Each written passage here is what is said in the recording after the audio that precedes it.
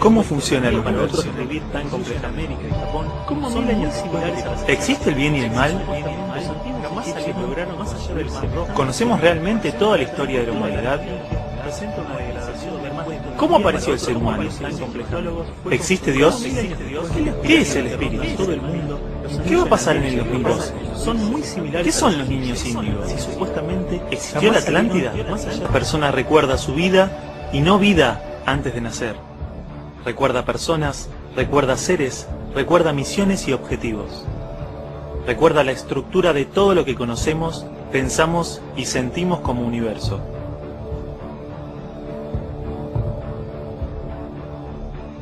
Este es un resumen de los conceptos básicos de nuestra existencia, cómo estamos formados, cómo funciona nuestro contexto, las verdades y estructuras de las cosas que creemos entender y la magnánima importancia de algunas cosas que menospreciamos en la vida.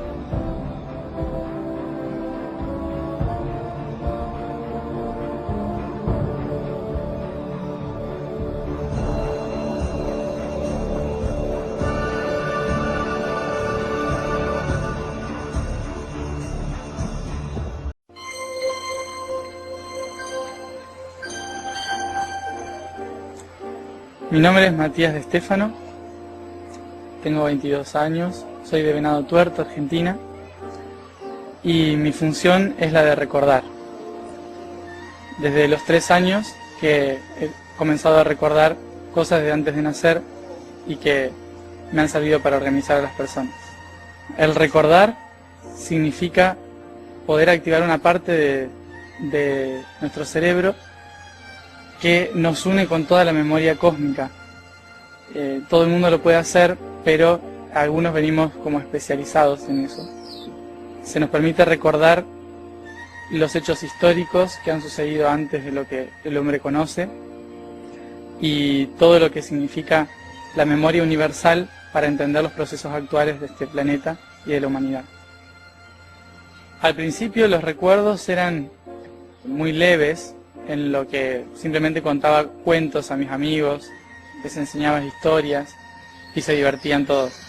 Pero después el proceso de recuerdo fue más crudo, porque empecé a sufrir bastantes dolores de cabeza, jaquecas, hasta el punto de tener que golpearme la cabeza para que pasen, y era una imagen tras otra, con recuerdos sentimentales, de dolores y muchas imágenes e información en la cual iba escribiendo y resumiendo todo lo que me acordaba a través de dibujos y escritos, tal como me lo decían los seres que desde pequeño también veía. Esos seres que nos acompañan a todos y que algunos de nosotros tenemos la capacidad de poder ver. Y ellos me ayudaban a organizar esa información, a saber cómo utilizarla. Yo en realidad siempre lo tomé como algo normal, lo de poder recordar. No lo veía como algo extraño, al menos hasta los 14 años, cuando me di cuenta de que estaba siendo consciente de cosas que el resto de las personas no se daban cuenta. Y en mi contexto, en realidad las personas no se daban cuenta de eso porque era bastante normal, hasta por lo menos los 13, 14 años. Con la única que compartía todos mis recuerdos era con mi mamá, que ella sí sabía todo lo que me pasaba, y que por más que no entendía nada de lo que decía, porque en mi familia nadie entendía nada de todo esto, me comprendía. Es decir, aceptaba que a mí me pasase esto. Y ese fue el mayor apoyo que tuve para poder seguir adelante sin sufrir lo que es recordar. En realidad, al principio, el objetivo no era muy claro. Es más, siempre incluso dudaba de que sufriera esquizofrenia por todo lo que recordaba, porque no tenía a veces sentido, eran cosas muy sueltas, y creía que era para poder contar historias, para escribir y poder vivir y comer de vender libros que escribiese. No entendía muy bien para qué servía. Lo que sí sabía que me desesperaba mucho y que tenía mucha relación con cosas que iban a suceder en mi futuro. Pero más adelante, cuando se me organizó la información dentro de la cabeza, me di cuenta de que esa información organizada, para mí, servía para poder organizar la información que las otras personas tenían. la información cósmica, terrenal, espiritual, todo encajaba y todo podía ser explicado a través de cosas muy sencillas que yo me acordaba. Entre otras cosas, Matías recuerda el sayónico, que es una lengua que se le ha permitido recordar para entender y explicar la historia de la cosmología de una manera más cercana y familiar a las personas que hablaron en un primer momento sobre estas temáticas. Su origen data del 9000 a.C. y fue organizada por sacerdotes en las costas actualmente egipcias con el fin de que las gentes de diversos credos, culturas y hablas pudiesen entenderse en una nación de libertad.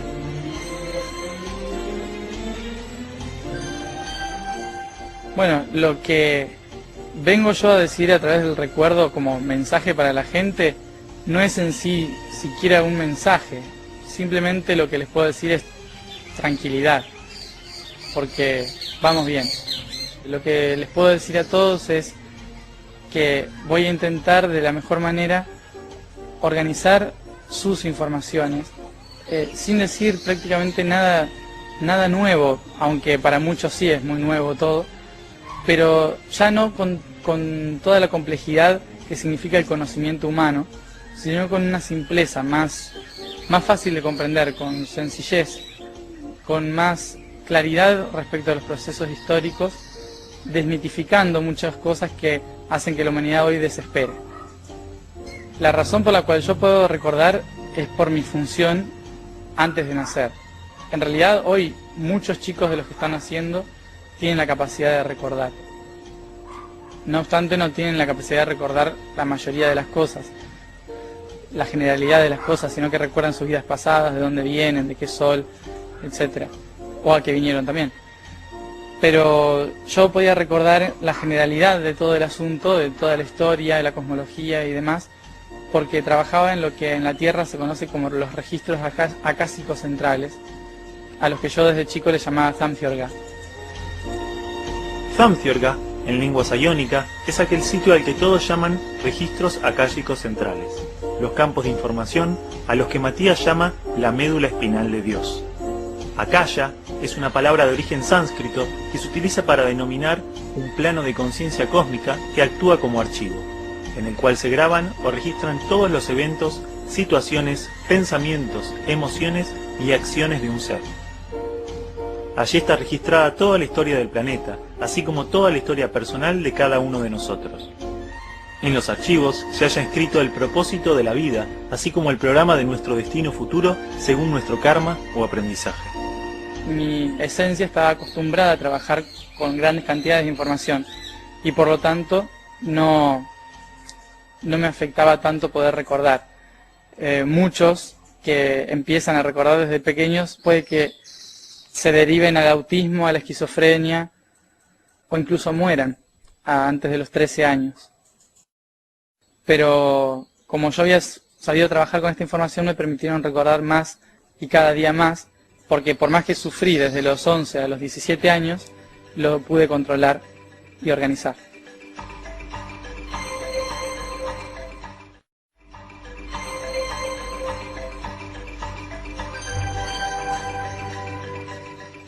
Bueno, lo que empecé a recordar fueron lo que para mí eran mis vidas pasadas al principio, pero que en realidad se fue proyectando bastante ampliamente, y algunas de las cosas que vengo a organizar y a contar es incluso desde el comienzo de las almas, desde la generación de cómo se compone lo que conocemos como Dios, las humanidades procedentes de las estrellas, hablando de las confederaciones de la galaxia y demás, las oleadas de almas que nacen en los mundos, cómo funcionan las encarnaciones, cuáles son los sistemas que se utilizan, las leyes cósmicas, todo eso en el plano etérico, las diferentes dimensiones que se mueven entre nosotros, si son jerárquicas o paralelas, y también cuál es la función de todo este proceso de encarnación, cómo funciona todo este sistema a través de la experiencia personal, obviamente, a su vez sobre la historia de la humanidad, sobre la historia sobre todo desconocida, la historia de Atlántida, de Lemuria, las razas que influyeron en la creación de los humanos, por qué influyeron, y todo el proceso histórico de las eras hasta llegar a la era de Acuario, y entender el proceso actual de Acuario con todas las almas nuevas que nacemos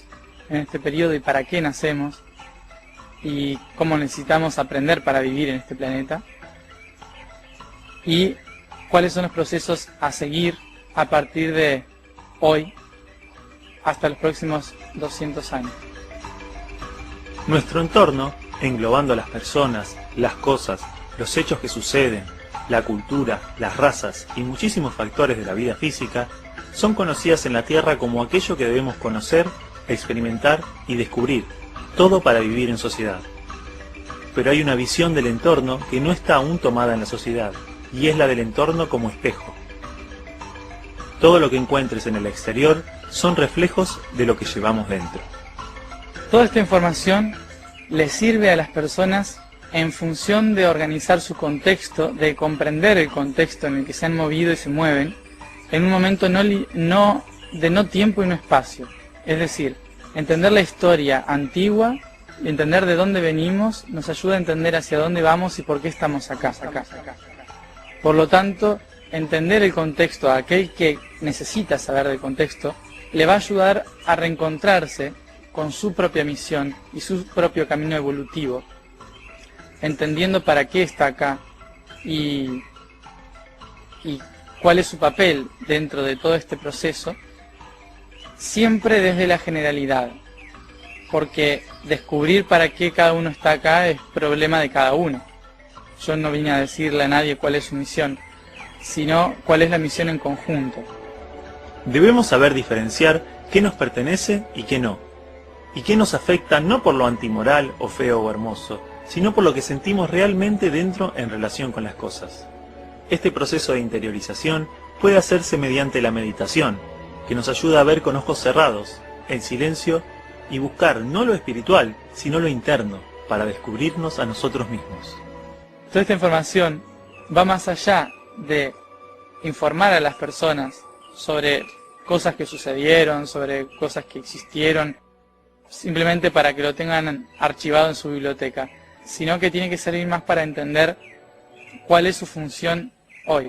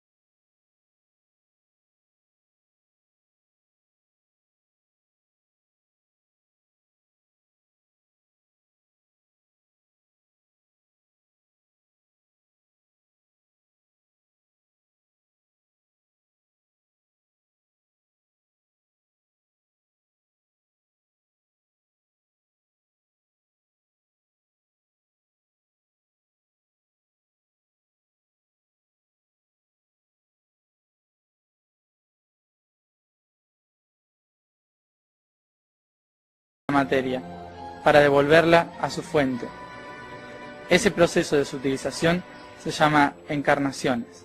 El proceso de encarnación sirve para que el espíritu ingrese a la materia y devuelva la materia a la luz pura. Ingrese a la materia y devuelva la materia a la luz pura.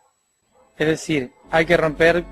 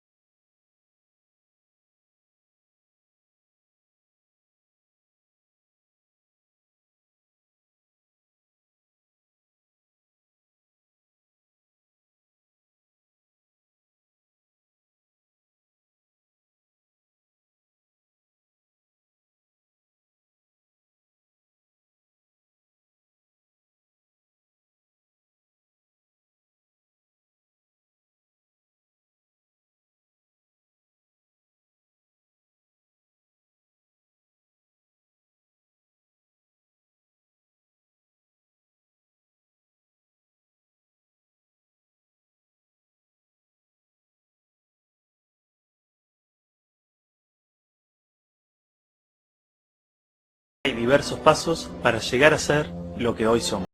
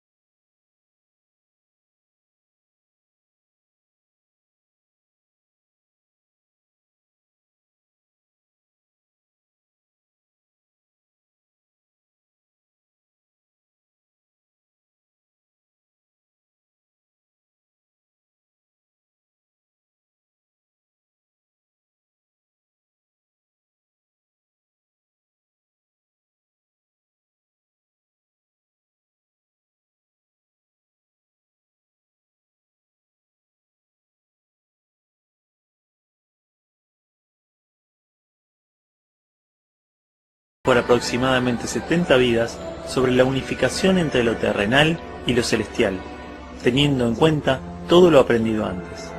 Este es el último nivel físico, junto con los extraterrestres. En este nivel, la evolución cambia. Aquí se trabaja al servicio de los mundos físicos, utilizando la experiencia que tienen y así poder guiar a los que transitan por la densidad.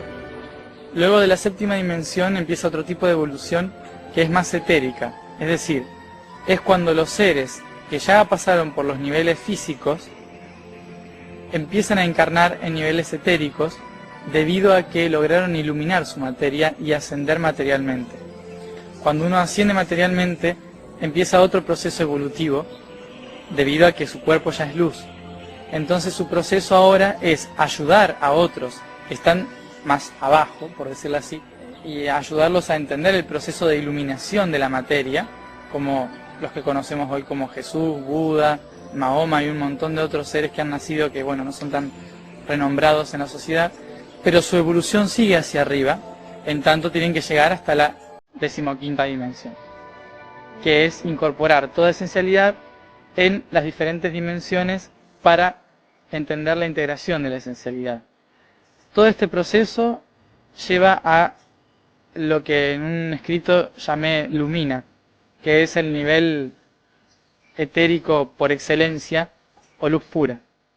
Este proceso es difícil de poner en palabras, ya que no corresponde a nuestro nivel evolutivo y a nuestro nivel de dimensiones.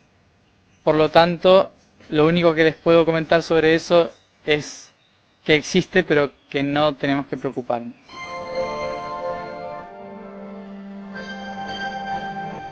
La primera dimensión que conocemos es el punto inercial.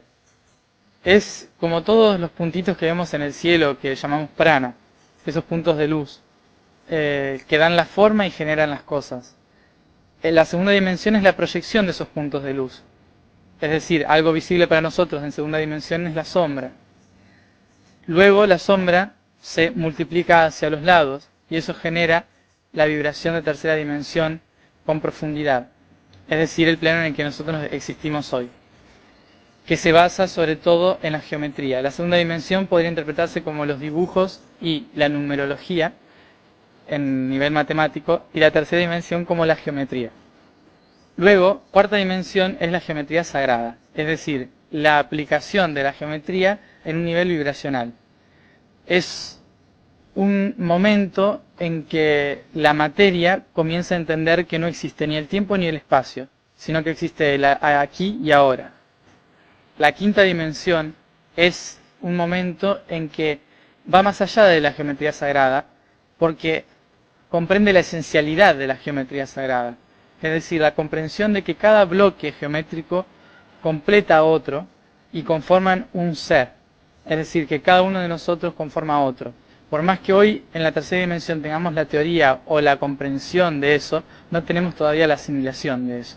Para llegar a la sexta dimensión, que en la sexta dimensión es una proyección de toda la totalidad de las cosas existentes dentro del nivel de integración. ¿Cómo se explica esto? En la sexta dimensión es un nivel en que todo es posible. Es un nivel en el que se mueve la mente de un autista, por ejemplo. Es un nivel donde uno genera su propia realidad, donde uno puede generar su propia geometría. La séptima dimensión es la integración de esa geometría en pura luz. Es un lugar donde ya los seres pierden el rostro para ser simplemente un ser, un guía, y pasa a un nivel crístico de vibración que va hasta más o menos la 10ª dimensión. En esos planos también se mueven los que conocemos como nuestros padres cósmicos o extraterrestres de Pléyades, que son seres que a veces transmutan de una dimensión a otra fácilmente. Entre esas dimensiones uno puede hacer eso, transitar, hacer visible en tercera dimensión, pero también moverse en novena. Más allá de eso, los niveles son difíciles de comprender para la mente humana. Por ejemplo, la 11ª dimensión, la 11ª, que es un nivel que podría asemejarse a que todo se mueve como si fuesen placentas. Toda la vibración se mueve como si fuese un oleaje de energías que componen las cosas. En el universo, las órdenes, los juicios, los arcángeles, serafines, guías y tantos otros seres de dimensiones elevadas cumplen sutilmente la función de políticos. Son quienes procuran el orden del pueblo, de los mundos y su pleno bienestar para facilitar sus economías, permitir su libre aprendizaje y educación, y movilizarse por los mundos girando para el servicio comunitario y la conjunta evolución. Más allá de la existencia de estas jerarquías, eso no significa necesariamente que sean superiores. No, estar en una dimensión más alta no significa ser ni superior, ni que estás por encima de, ni nada por el estilo. Lo que significa es diferente estilo de vibración, diferente nivel vibracional. Hay muchos seres de 15ª dimensión que todavía les falta aprender cosas de 3ª dimensión, es decir, que no están integrados todavía. Entonces no significa que sean superiores, significa que son simplemente diferentes. En el universo hay una jerarquía dimensional que se mueve de esta manera, pero es simplemente para organizar los patrones de funcionamiento universal, pero en realidad todos se mueven en un mismo nivel. Es decir, donde yo estoy acá en mis manos, se mueven todas las dimensiones al mismo tiempo.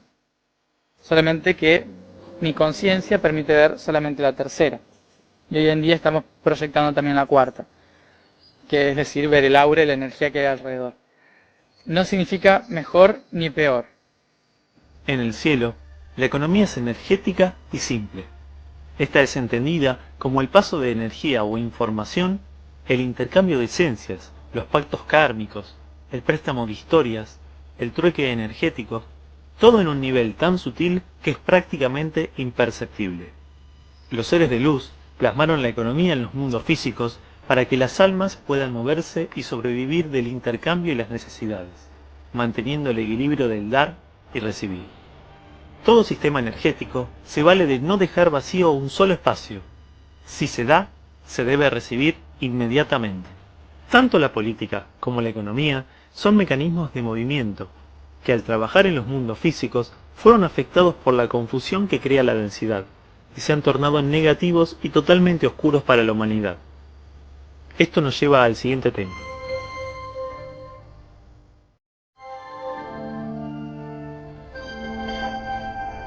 Lo que conocemos como maldad, que en realidad no es maldad, puede llegar incluso hasta dimensiones muy altas, superiores, hasta la 18 dimensión, por ejemplo, pero que en realidad no significa maldad, sino otra forma de funcionar, otra manera de evolucionar. La luz lo hace a través de libertad, contención, libre albedrío, la libre toma de decisión, el apoyo sobre la evolución y permite un montón de tiempo para hacerlo. En cambio la maldad, por decirlo así, la oscuridad es otra forma de evolución que lo que hace es poner plazos rápidos. Tenés que aprender esto en un año y si no lo haces va a pasar cosas malas.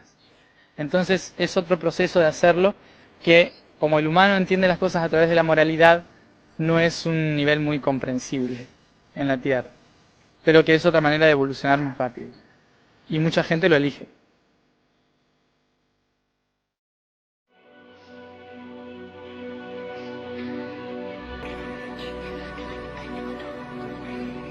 En la escuela nos enseñan que la historia comenzó alrededor del 3500 a.C.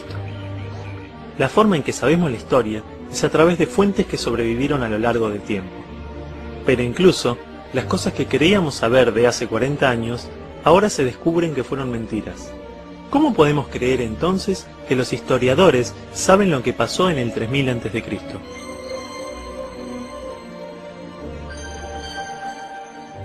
Bueno, dentro de todo este proceso dimensional de evolución está el proceso histórico dentro de 3ª dimensión.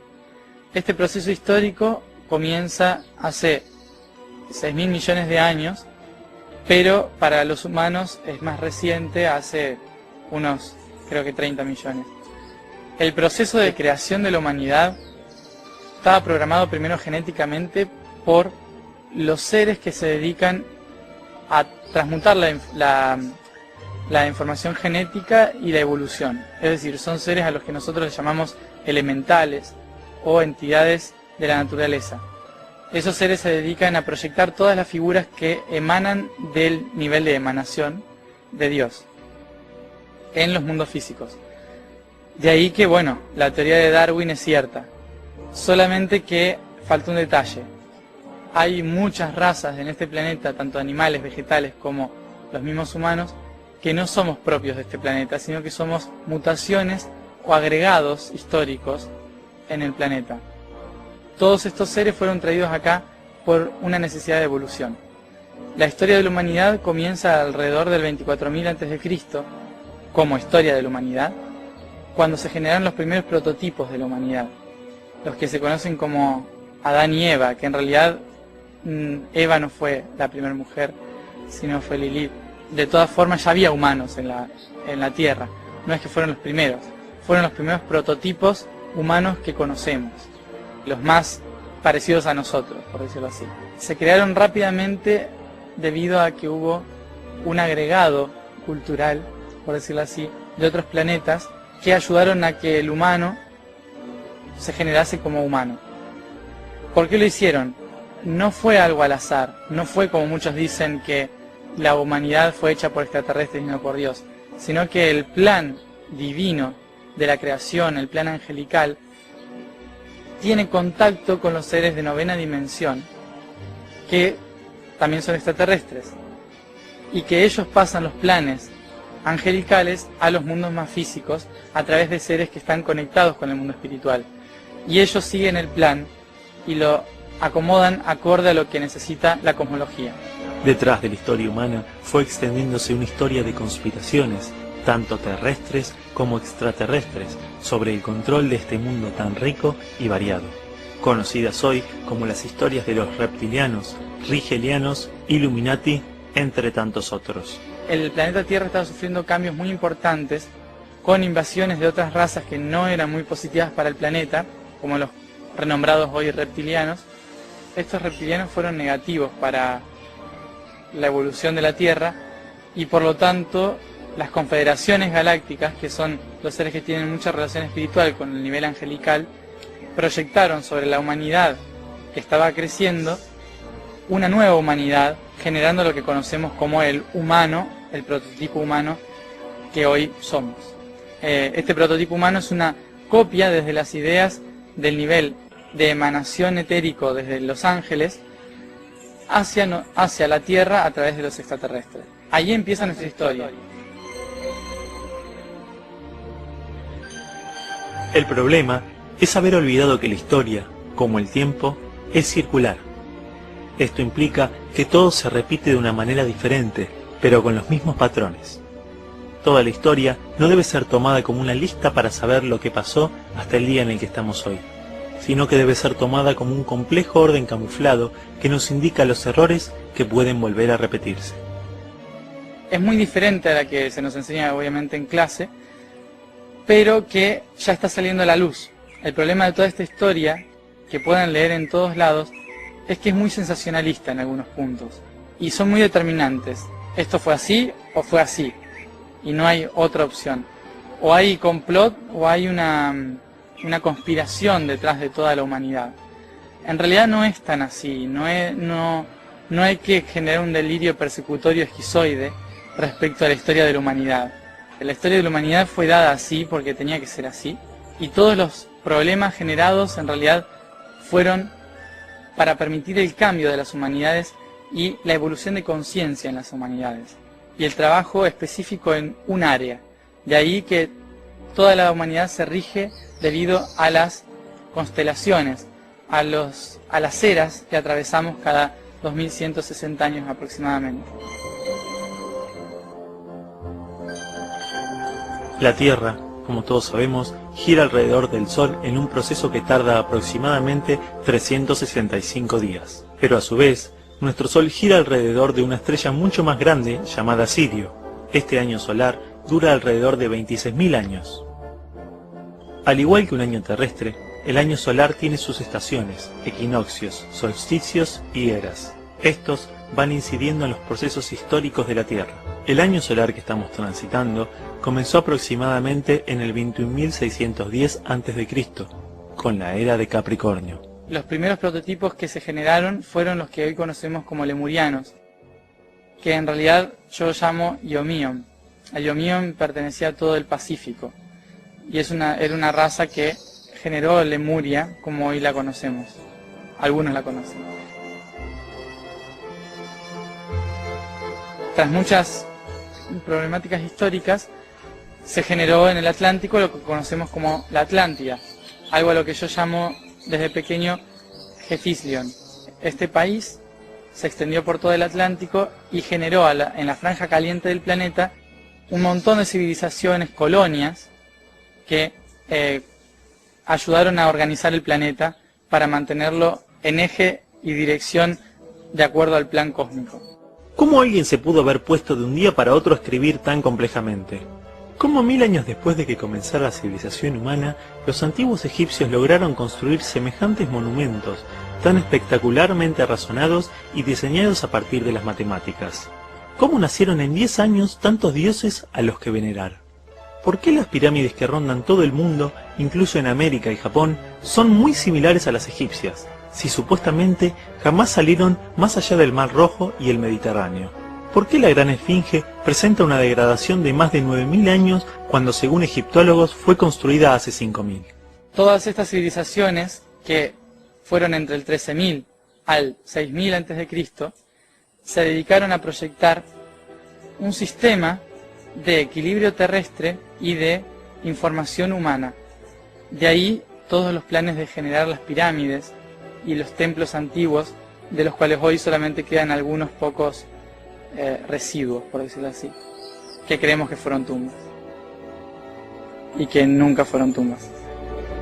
Las primeras civilizaciones, Lemuria, Entre Hielos, Atlántida, Mayas, Puertas del Sol, son las que dieron lugar a otras muchas civilizaciones alrededor del 10.000 a.C. Estas dieron paso a una época de confusión que generó hacia el 3000 a.C. la historia que hoy conocemos.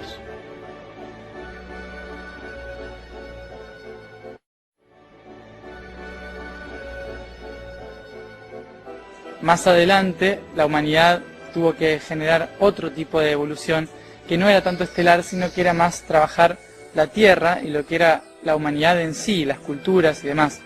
Y de ahí que a partir de la época de Tauro, en el 3000 a.C., comienza la historia que realmente se nos permite recordar, la historia de la humanidad, el comienzo de las civilizaciones, en realidad para las profesoras de historia, y que empieza en Egipto, que en realidad es un periodo en el que el humano empieza a trabajar la espiritualidad desde la sociedad humana.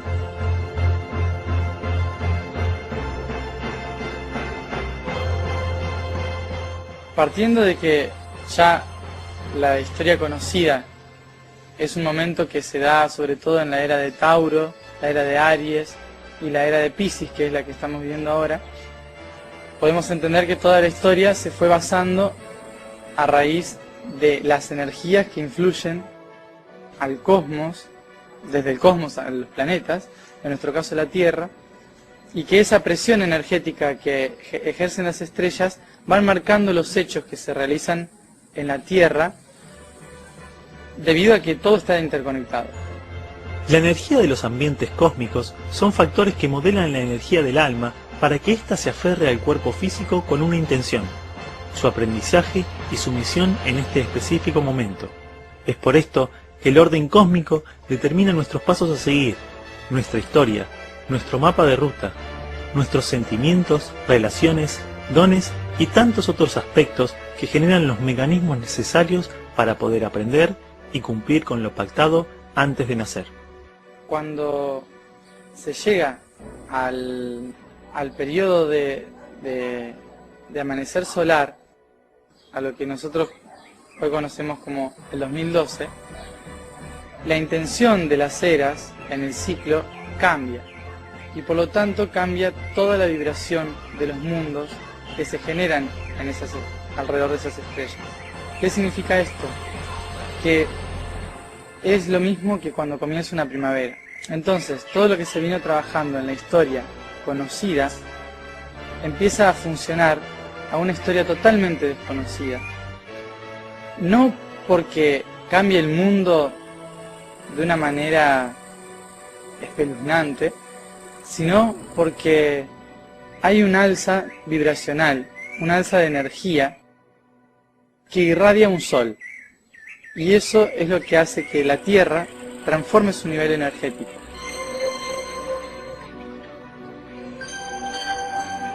Cuando se transforma ese nivel energético, vibra de otra manera. Y al vibrar de otra manera, genera otro color. Toda la vibración que se va manifestando en los planetas, en los soles y demás, genera diferentes tipos de color por el calor o la emanación que hacen. Y a ese color nuevo es al que tenemos que adaptarnos todas las almas. Ese color que hoy está vibrando en la Tierra es lo que se conoce tanto como el índigo. Hoy se habla mucho de los niños índigo. No es un grupo de almas que viene con un traje índigo o que vienen de un nivel donde las almas son conocidas como índigo, sino que son almas nuevas que vienen a trabajar a la Tierra por este periodo y que para poder nacer en ella necesitan este color índigo para poder funcionar en la vibración de la Tierra. Desmitificando el cuento que se ha generado a través de muchos libros sobre niños especiales, niños índigo, y que nadie más es índigo que ese porcentaje de personas que es índigo, no es así. En realidad la Tierra está vibrando en índigo. ¿Qué significa el color índigo? El índigo es el color del tercer ojo, lo que conocemos como el ojo de la visión, más allá de lo que hay. Este color es la transmutación y por lo tanto viene a regenerar de la manera que más acorde le sea a cada ser. Si su contexto es agresivo o muy pasivo, lo hará mediante la agresividad y la ruptura de ideas a nivel familiar. Lo hará a través de la sexualidad, de la política, del vandalismo, del arte, de la indiferencia, del tribalismo, incluso a través del amor puro o posesivo. Pero lo trastocará todo, pues es su función, cambiar las cosas y regenerarlas de acuerdo a lo que su contexto necesite. Pero también lo que hace es transmutar la visión de lo que hay, transformar la visión, es el que genera las ideas, la creatividad, y por lo tanto maneja todos esos niveles, la creatividad y el idealismo, pero cambiando la creatividad y el idealismo, porque transmuta. Entonces todo lo que viene a nacer al planeta Tierra empieza a ser transmutado. Esa transmutación se da por varias vías, a través de la agresividad, a través del conflicto entre sociedades, a través de la transformación, como digo yo, a las patadas o tranquilos, con la no acción o con la acción, que son las dos muy útiles para el universo. Entonces, esta vibración, esta energía que se genera, hace que todo lo que entra al planeta como nuevo vibre en sintonía con esa transmutación. Cualquier ser álmico que ingrese al planeta, a partir de que los velos se mueven en la década del 80, de los años 80, se vuelve índigo. Es decir, todo árbol, piedra, animal y humano que nazca en los 80 ya es índigo, no es una camada en especial. La camada que se maneja como especial es de acuerdo al nivel vibracional del que uno llega al planeta Tierra, pero no porque llegue porque es índigo, sino por la especialidad que cada uno tiene en ese nivel, es lo que hace diferente al humano. Es lo que hace que unos índigos sean totalmente guerreros, que los otros sean totalmente creativos, que los otros sean totalmente pacíficos, o otros totalmente descreídos de todo, ¿sí? No tienen por qué creer en Dios por ser índigo, no tienen por qué hablar del universo por ser índigo. Índigo solamente es una vibración que transmuta. Un índigo puede estar en la política, en la economía y transmutar desde ahí sin creer en los valores de Dios.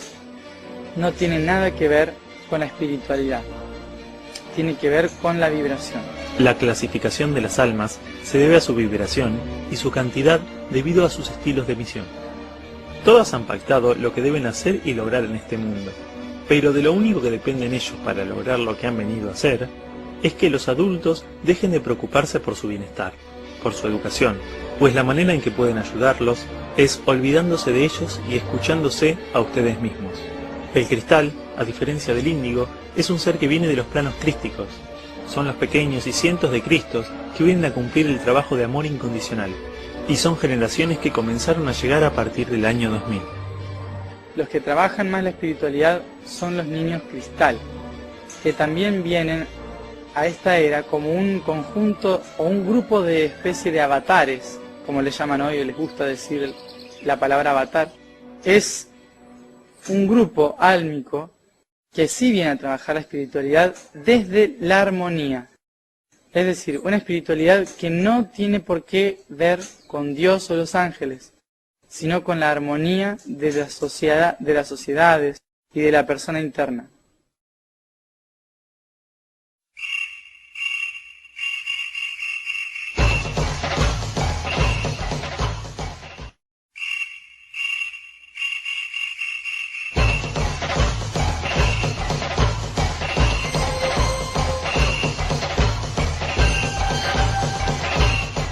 La educación, por más cambios que ha tenido a lo largo de la historia, tenía la esencia de enseñar a vivir en la tierra, a adaptarnos al mundo físico, aprender sobre la formación de las cosas, sobre el manejo de la supervivencia, sobre la lógica del cuerpo de Dios, sobre la comunicación entre los seres, sobre la relación entre los seres. La educación debe servirnos para la adaptación al mundo, para aprender conscientemente a manejarnos en él, aprender de nosotros mismos y de los demás en conjunto. El problema que está teniendo la sociedad es ahora, ¿qué hago con estos niños índigos? Hay que encerrarlos en una escuela, dejarlos que destruyan el mundo. ¿Qué tienen que hacer los adultos con los niños índigos y qué tienen que hacer los índigos con los adultos? Los índigos vienen a transmutar lo que sea. Por lo tanto, lo van a hacer en un primer momento desde lo que nosotros creemos que es inacción. La inacción en realidad es una no acción y lo que promueve es detener el flujo social, detener la movida social.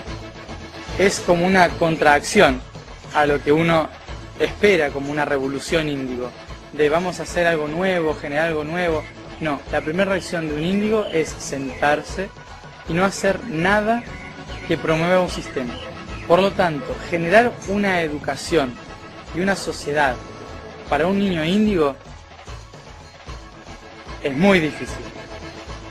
Esta dificultad es algo con lo que los adultos van a tener que enfrentarse durante las próximas 2 décadas al menos, en tanto vean que cualquier sistema pedagógico que hagan va a fracasar de alguna manera, porque en realidad los índigos no han venido para quedarse al planeta. La vibración índigo transmuta para algo que sí se va a quedar. Por lo tanto, lo que hay que hacer es permitirle de la mejor manera que expresen su creatividad de transmutación, de creación, de generación. Tiene que ser totalmente flexible para su generación, para su recreación y su labor en el planeta Tierra. Para esto, es necesaria una forma de aprendizaje que rompa con los esquemas educativos a los que estamos acostumbrados, que se basan en la memorización, la competencia, el abuso de autoridad, la falta de creatividad e imaginación, la importancia de lo mental sobre lo emocional. Un nuevo sistema debe basarse en la emoción, el aprendizaje mediante la experimentación y el descubrimiento, que fomente la integración. Es la sintonía con la que más puede vibrar un índigo, ya que no tiene una herramienta que direccione la educación de la persona. Es una herramienta amplia que acepta cualquier tipo de herramienta ancestral, moderna, incluso futura, y que permite una ampliación de la visión del aprendizaje que va más allá de la educación, sino va en pro de la integración del ser humano, desde que uno nace hasta que uno muere. Lo que hace es permitir que todo sistema pedagógico se una y debata no para la generación de una escuela nueva, sino para la generación de un aprendizaje nuevo. Va más allá de lo que cualquiera de nosotros hemos venido a trabajar en la educación.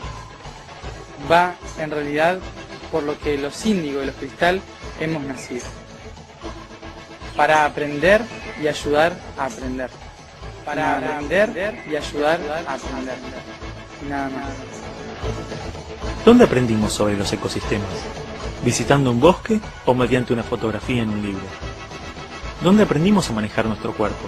¿Danzando, jugando o en un afiche con nombres complicados? ¿Cómo aprendemos idiomas? ¿Escribiendo, leyendo o comunicándonos en conjunto? ¿Cómo aprendemos el teorema de Pitágoras? ¿Memorizando la fórmula o descubriéndolo como lo hizo el mismo Pitágoras? Sabemos que la Tierra gira alrededor del Sol, pero ¿alguna vez miramos al cielo tratando de entender por qué? Y eso se da a través de la práctica, de la experiencia, y no de la teorización.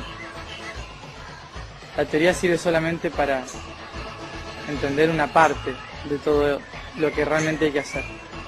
Algunas herramientas con las cuales se puede manejar a un niño índigo, más que manejar, en realidad es ayudar a guiar para poder cumplir su misión, es por ejemplo que todo lo que enseñen, todo lo que sea práctico en casa, lo que se tenga que saber hacer en casa, en la escuela, en la sociedad, sea aplicable a la escuela, a la sociedad y a la casa. No cosas inservibles como, no sé, estudiar cada hueso del cuerpo, o todo lo que es nivel celular o matemáticas complejas en tercer grado. Nosotros somos seres que venimos de entre sexta y treceava dimensión para promover la cuarta dimensión y la quinta dimensión dentro de la tercera. Si a nosotros se nos encierra en un aula a enseñarnos matemática en segunda dimensión, cuando promovemos la quinta, es un poco difícil. Por lo tanto, todo lo que se enseñe debe ser aplicable a la vida diaria. Porque ahí es donde realmente está nuestra labor, donde todos tenemos que trabajar. El mundo ahora se ve en cuarta dimensión, por lo tanto es amplio, no es focalizado, sino que es circular hacia todos lados. Por lo tanto, usar un pizarrón para darle información no es algo positivo, pero sí usar todas las paredes es una herramienta. Hoy todos los chicos ya escriben en las paredes, o sea, lo que menos escrito está es el pizarrón en un aula. También otra de las cosas que hay que tener en cuenta es enseñar sobre los factores naturales, a no tener miedo a la naturaleza, a no tener miedo a la oscuridad, a la tormenta, al viento. Son cosas que también ayudan mucho a moverse en la integración de las cosas y no en la polaridad de las cosas. Pero lo más importante, lo primordial para poder manejar todo esto, obviamente está en padres y maestros, que son los primeros que tienen que cambiar la visión y los primeros que tienen que hacer un gran quiebre en sus conceptos sobre la sociabilidad. Esto es, ya los padres para nosotros dejan de ser padres. Los padres en realidad deben ser guías, ¿sí? Guías de la vida. No indicar qué es lo que se tiene que hacer, esto se hace así. No, se tiene que indicar qué es lo mejor para hacer. Ya es un guía, un compañero, igual que el maestro, que ya no es alguien que te indica lo que hay que aprender, sino que alguien que aprende en paralelo, es un compañero de aprendizaje, alguien con quien se puede llegar a un consenso de aprendizaje, en el que cualquier cosa, por más que uno ya lo sepa, siempre hay algo nuevo por entender, y se aprende en conjunto.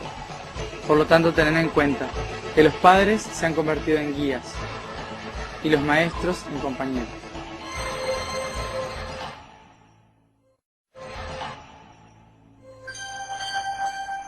Según el calendario maya, el tiempo se divide en ciclos que tienen un principio y un fin. A su vez, muchas culturas antiguas también pronostican los ciclos temporales en los que se mueve la humanidad. Todos ellos han asegurado las fechas exactas de los cambios temporales o eras. La era en la que estamos hoy, según los calendarios, llega a su fin el día 21 de diciembre del 2012. El 2012, una fecha tan renombrada, 21 de diciembre de 2012 sobre todo, es un equinoccio, es el sol entrando en primavera. La Tierra entra en primavera el 21 de septiembre para nosotros en el hemisferio sur. El 21 de diciembre de 2012 el sol entra en primavera y por lo tanto empieza a florecer. Lo que yo les aconsejo a todos respecto al 2012 es total calma, porque no hay que temer a lo que puede llegar a pasar, no hay que ser catastrófico o amarillista, es simplemente un equinoccio. Los cambios se empiezan a sentir días antes y días después. La primavera empieza días antes de la primavera, florece semanas antes incluso de que sea el equinoccio de primavera, y también sigue haciendo frío semanas después de que empezó la primavera. Por lo tanto, no creamos que el 2012 es un antes y un después totalmente marcado. Es simplemente un equinoccio en el que sí pueden pasar cosas de las que tantos profetas y tanta gente está hablando, pero que en realidad depende de cada uno de nosotros vivir esa realidad. Aquel que desea y pretende vivir el apocalipsis, que tanta gente dice, lo va a ver, lo va a vivir y lo va a sentir. Aquel que esté equilibrado en su conciencia y en su corazón y en su estómago sobre todo, que es el yo soy, no va a vivir ese apocalipsis, pero no es porque sea ajeno o porque los extraterrestres se lo lleven del planeta, sino porque no va a ver el apocalipsis como una destrucción, sino como una oportunidad de cambio. Es simplemente un cambio. Eso significa incluso la palabra apocalipsis, es algo después de, es un cambio. Por lo tanto, no se asusten, no teman, no crean en las catástrofes naturales que dicen que va a haber, porque ya las están viviendo, ya empezó, y sin embargo nadie dijo ya es el fin. El proceso ya está, es simplemente un cambio. Es un momento en que termina un periodo del tiempo, porque termina la noche del sol. Salimos de invierno y empezamos la primavera, por lo tanto amanece, empieza el día. Y eso obviamente implica un cambio enorme, porque implica un cambio vibracional, electromagnético sobre todo. Nuestro cerebro, nuestro cuerpo, nuestro planeta Tierra y todos los sistemas que utilizamos, la computadora, el video mismo, funciona electromagnéticamente. Y el sol funciona electromagnéticamente. Por lo tanto, la luz solar se puede alterar ante el amanecer. ¿Por qué? Para ser conciso. Cuando amanece en el planeta, cuando uno está despierto de noche y ve el amanecer, se siente a veces una brisa, ¿no? El canto de los pájaros empieza a sentirse, es otro ambiente totalmente diferente, incluso baja la temperatura, después sube de golpe. ¿Qué pasa ahí? Todo el mundo en que amanece empieza a sufrir un cambio, una regeneración. Al sol le va a pasar lo mismo, y empieza también esa brisa, pero esa brisa es electromagnética por el fuego que genera el sol. Y por lo tanto no es por la humanidad que pasa todo esto, no es culpa de la humanidad que pasa todo esto, es simplemente un ciclo, un proceso natural de la Tierra en el que todos hemos elegido nacer para experimentar y ayudar a la gente que no entiende este cambio. No se asusten si sufren cambios electromagnéticos dentro de su cuerpo, mareos, no van a explotar. Puede que perciban cosas más allá de la visión, puede que sientan un montón de cambios en su estructura también física, emocional, muy repentina. Algunos pueden exaltarse hasta delirios esquizofrénicos, pero tampoco es algo de lo que se tengan que preocupar tanto. Y a su vez, también estos 3 días de oscuridad de lo que se habla, obviamente si movemos el mundo a través del electromagnetismo y tenemos una sobrecarga de electromagnetismo, obviamente van a fallar los sistemas electromagnéticos. Por lo tanto, puede que sí, se corte la luz, haya oscuridad durante un periodo de tiempo. Pero, ¿cuál es el problema? ¿Es el fin del mundo? No. El problema es la histeria social. Por eso hay que mantener la calma. Por eso hay que estar tranquilos. Por eso mi consejo es no estar en lugares grandes, con ciudades grandes, con mucha gente. Porque el problema no es que donde haya mucha gente va a haber más catástrofe, porque Dios lo dice así. sino porque la gente, por más que no pase nada, se va a alterar por el simple hecho de que es el 2012. Por lo tanto, mi consejo es mantengan la calma y en este periodo no hagan nada más que mantener la calma y estar presentes en la tierra, estar totalmente anclados en la tierra, con los pies como si estuviesen bien profundos, porque en realidad es lo único que se nos pide en este proceso. Si viene el viento, tenemos que estar bien firmes para que no nos empuje el viento. Es lo único que hay que hacer. Por el momento, mantener la calma.